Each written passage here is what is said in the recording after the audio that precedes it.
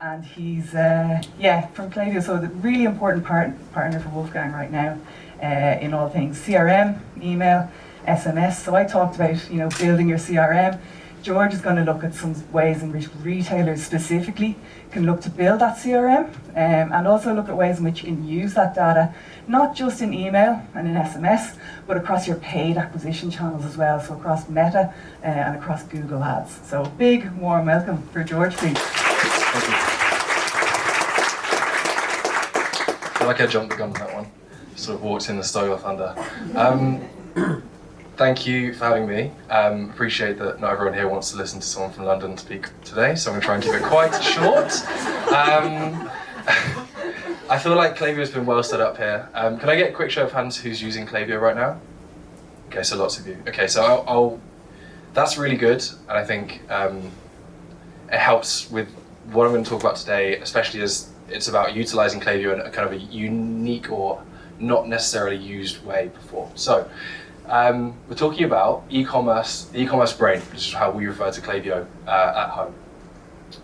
So this is a great way of visualizing what Klaviyo does, just as a starting point. So think about your data sources, all that rich first-party data on the left-hand side. So your shipping, referral programs, email, help desk, pulling into the Klaviyo into the e-commerce brain, and then ingesting that data, querying it through personalized recommendations for your clients, which allows you to keep really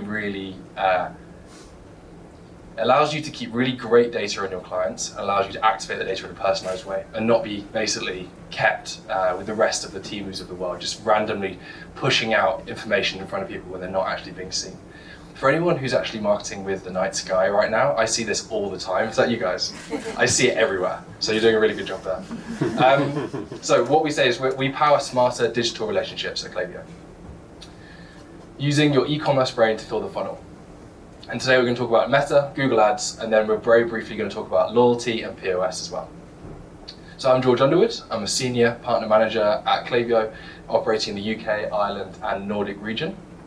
My previous experience before I came to Klaviyo, I was working using my emojis to remind me there, wine and spirits, athleisure, sports, and luxury health and wellness before I moved over to agency land and then into Klaviyo on the tech side as well. So I feel like I have a really good understanding of the challenges brands face, the challenges that agencies face, and then how the tech can help as well. So let's look at what Klaviyo is. We have a fantastic database, right? We pull in billions of data points every second from all of your different apps, Aftership, Gorgeous, Magento, Klaviyo. Think about all those logistics, referrals, platform data, constantly pumping data in and out of Klaviyo. Now, to have a really powerful, scalable database is very important for brands, and it allows you to utilize that data. Now, without a database, which is what we're built on, you can't then learn from that data. So the Klaviyo learning layer basically acts a bit like how the human brain does. So when you were younger, you learned how to ride a bike, you had stabilizers, you were driving along, you fell off, you hurt your knee. Over time, you heal, you learn, you iterate. Now that's exactly what the Klaviyo learning layer is doing in a simplified version, but we're doing it across 135,000 customers. Now, if you imagine you're a small chocolate maker in Dublin, you've got 35,000, probably quite optimistic, 35,000 active subscribers in your email marketing list. It's really interesting to know what they are doing, how they transact, where they buy, why they buy. But it's even more interesting to know what the other 135,000 customers in the Klaviyo database is doing and what they're learning from and where their marketing dollars best being spent. Now again, taking it smaller, the new Klaviyo AI is allowing you to benchmark that data against 100 closest businesses in your sector. So now we give you that information to be able to share that anonymously. Okay, so you've got your database, your learning, and then your experience layer on top. Experiences we build very intuitive, and we think beautifully designed products which everyone can use. So we want everyone in your company to be able to create a logical customer segment to then analyze and then use and build. And then on the top of that layer, we have our experiences. So email, SMS, push, reviews, and social. Now in 12 years, we've got better graphic designers. So this is now what the Klaviyo platform looks like. And today, we're going to talk about social and paid ads. Now this is a really underused section of the Klaviyo platform, and because we know about email, SMS, push, but the vast amounts of marketing spend is being spent on ads and social and SEO, because as we know, is generating huge amounts of revenue for you. But if you're using Klaviyo, you can use that really rich first-party and zero-party data to power those ads. And as cookies get less important, third-party cookies get phased out, that's going to become really, really important for you. I'm not going to go into cookies. We know it's coming. We don't know when it's coming, but eventually at some point they will stop you using third-party cookies. I think this year Google has promised at the end of the year that they're going to stop, and you said they're going to use AI generated by zero-party or first-party data. And they basically mean the same thing, if anyone doesn't know. This is the same. Klaviyo captures zero and first-party data that can be used across owned and paid channels, even in cookieless future. So let's use that first-party data to build segments for retargeting and acquisition, and specifically the Facebook integration here, Facebook, Instagram, Messenger. There are 3 steps. First, cross-channel retargeting.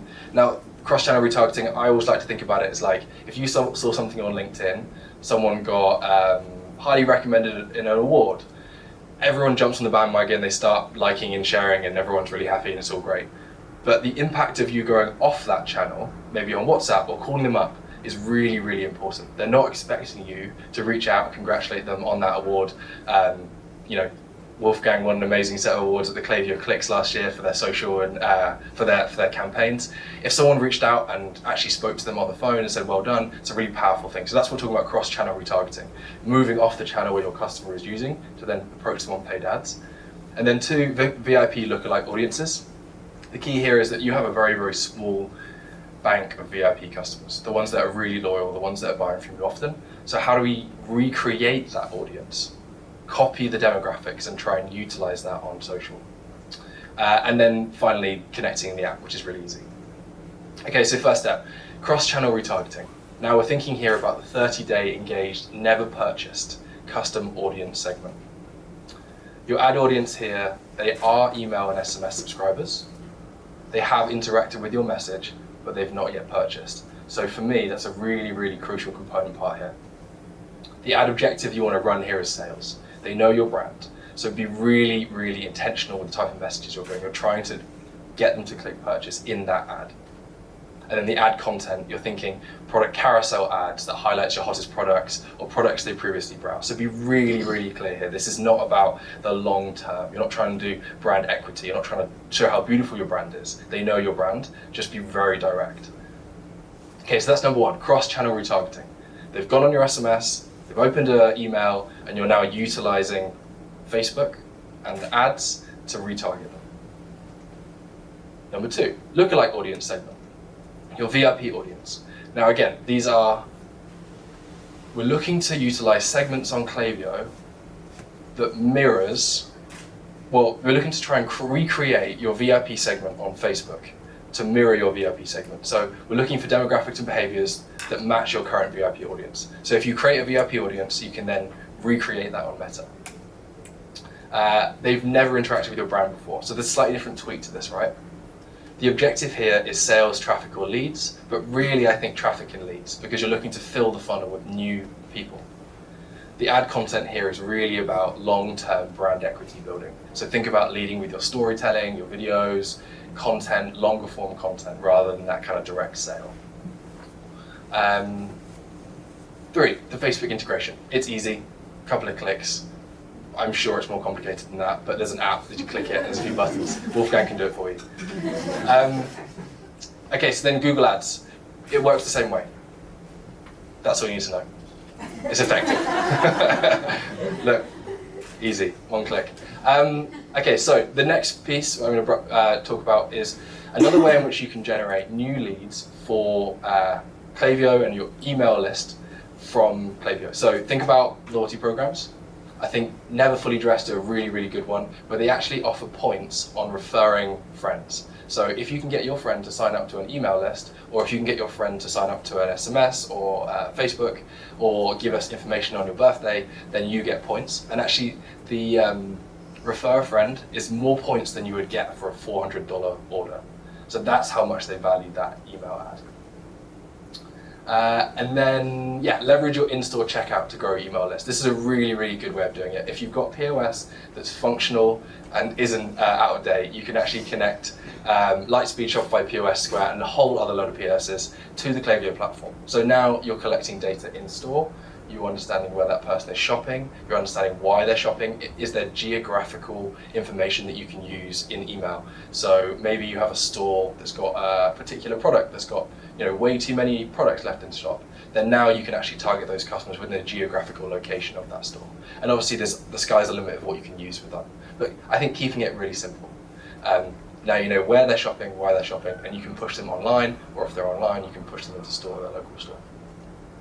And then finally, we couldn't include any real details from this because it released this morning, but the Klaviyo 2024 benchmark report released today, which is really useful if you want to learn about how other people in your industry performed. And one thing I think was really important I want to pull out is that automation is the conversion-driven marketer's secret weapon.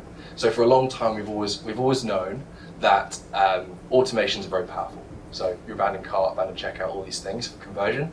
Well, the evidence is here. Based on the difference between average RPR for email campaigns, the average RPR is basically 11p for campaigns. The average RPR for abandoned cart flows is $3.65.